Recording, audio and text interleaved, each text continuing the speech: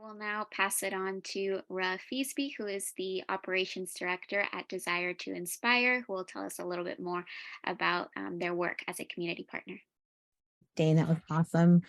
Great highlight for Mr. Jesse Polk. A little bit more about the gentleman he was speaking of. Jesse Polk is 90 years old, and he was spry and incredibly present, and his storytelling was amazing all on its own. It was really amazing to see our students, both our high school student and our Dominican students, engage with these community elders to really meet them where they were at and ask insightful, compassionate questions. They took a lot of time to think about how different areas of the community, different personal parts affected how they engaged in their community, how they saw the world. And it was really cool to see them over time get more comfortable, not only behind the camera and doing the editing work and really wanting to engage with how they were going to tell this story to others, but also to see them become more comfortable with each interviewee and to be really curious about those stories. And each of them took time to cultivate those questions and to build on questions that had been asked by the other students. So it was incredible to see that progress. As Desire to Inspire Studios, we are a media production nonprofit.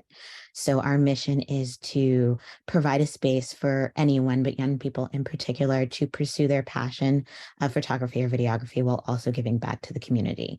We do an incredible amount of work with nonprofits specifically for the purpose of generating awareness, creating more outreach, and really documenting the work that they're doing, and also capturing the voices of the people that they serve so that those lived experiences are shared, not just within the community that they exist in as a nonprofit and whichever community that's being served, but also nationally and recently globally.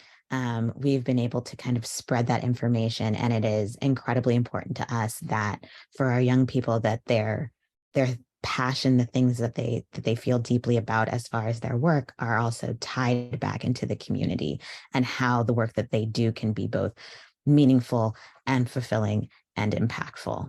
So it was incredible to participate with this program and see these kids really gain knowledge about lived experiences from a very specific community in Marin County. It's dear to me. It's where my family is from. And to see them kind of internalize the concept that curiosity is acceptable. It might be uncomfortable to ask questions, but there's always a way to ask graciously.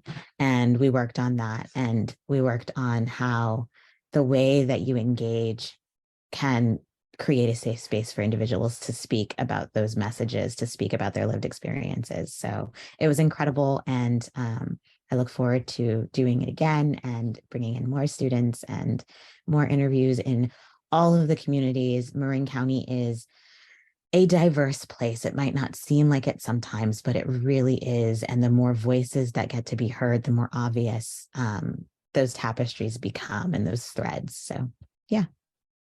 Thanks. Back to Daniela. Sharing about the powerful work that you and your organization does.